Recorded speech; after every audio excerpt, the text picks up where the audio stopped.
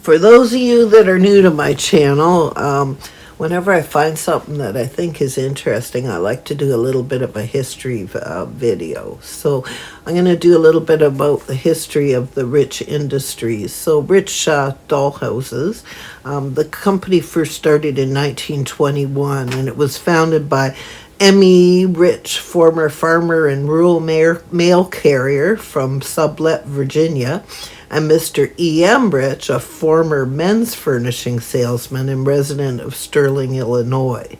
So both men were born in Michigan, and they formed their new company in a barn in Sterling, Illinois in 1921. So the original products that they produced were steak truck bodies, bakery wagon bodies, and delivery wagons. And then in 1922, they started producing auto tops for popular cars like Ford and Chev, just most popular cars of the day. They also produced kitchen wall cabinets and folding step stools.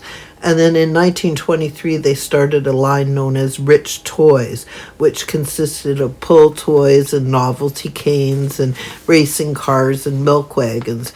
By 1928, they moved into a larger facility in Morrison, Illinois, and in October of 1921, a fire destroyed all of their inventory.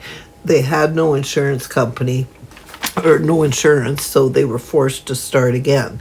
Then in 1933, they came out with their first dollhouse. At the beginning of World War II, all of the production of toys went on hold while they produced gun stocks and ammunition boxes to help support the war effort.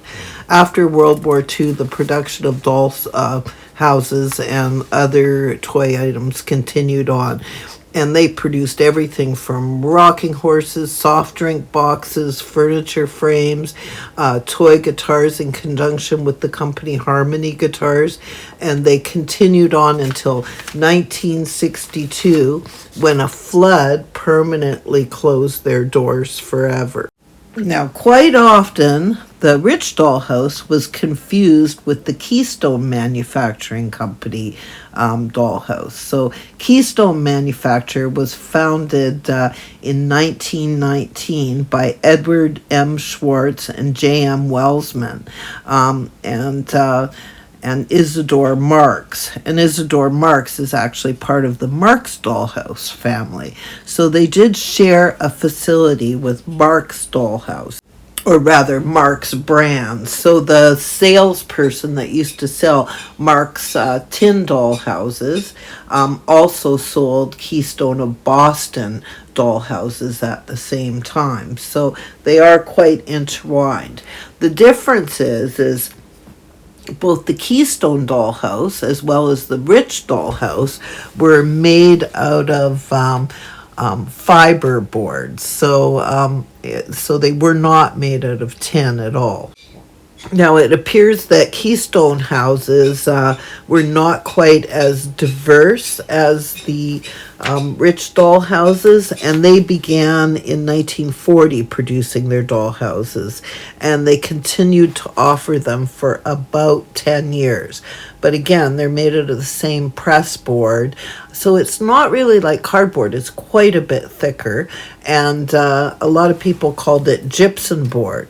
Sometimes when you find these Keystone doll houses, the actual board will be printed made in Canada. That's because the gypsum board itself was produced in Canada, although the doll houses were produced in the United States in Boston.